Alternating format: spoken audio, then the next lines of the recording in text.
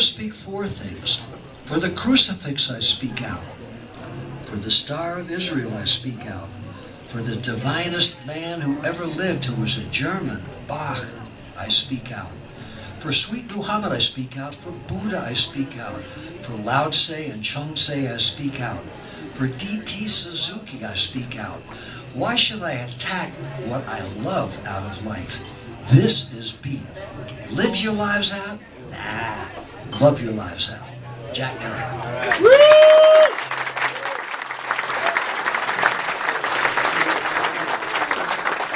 Well, to show that brevity is the soul of wit, and every time you get within 1,000 miles of Denver, some good serendipity does happen.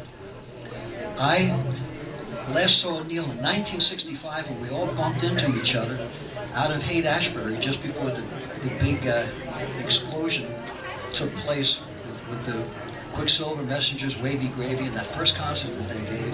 But I was there. I had written a cantata with Langston Hughes. It was being done at the San Francisco Opera House. I walked out to see an old friend who wasn't there, a wonderful composer, and I just saw this little bar. For some reason, it was like my old basement apartment in Washington, D.C., where I met Charlie Parker in 1952. And for some reason, I walked out, and there was Neil, Alan, Gregory Corso, Peter Orlovsky, and the great jazz pianist Freddie Redd. I said, Neil, what are you doing here? He said, man, what are you doing here? And I told him what was happening, and we spent 2 days driving all over that wonderful city. And that was the world premiere of a piece of mine that I wrote the last time that I saw Neil.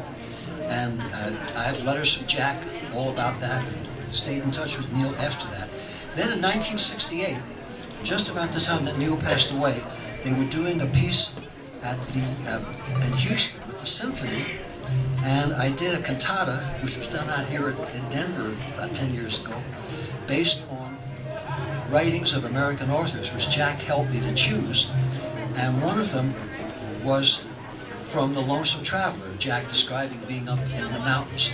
There was a young man who was at that concert in 1968. He was in high school. I had no idea he was there. I met him a few years ago here in Denver, and since I'm doing something at DU for some of the music students, he sent me an email and said, man, someday we've got to hang out if you're out here. And it turned out not only that I got to come here, but he's here playing up a storm. He played with Kuvo this afternoon. He'll be playing at Dazzle with us tomorrow night. He's a master musician, and he was at that concert where we did the piece that I set with Jack all those years ago.